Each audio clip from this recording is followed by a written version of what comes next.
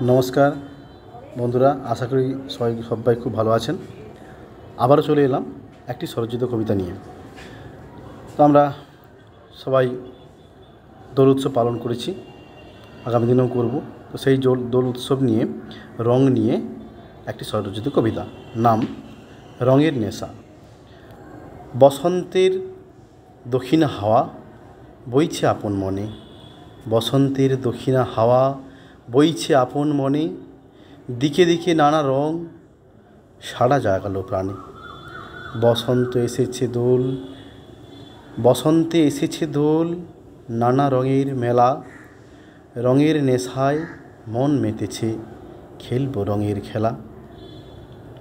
লাল নীল সবুজ হলুদ কত আবির রং ভরিয়ে দেবে সবার বদন, দেখতে লাগবে সং।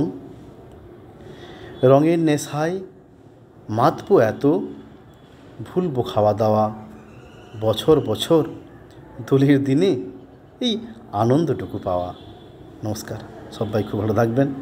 সবাইকে দোল পূর্ণিমার, দোল উৎসবের শুভেচ্ছা।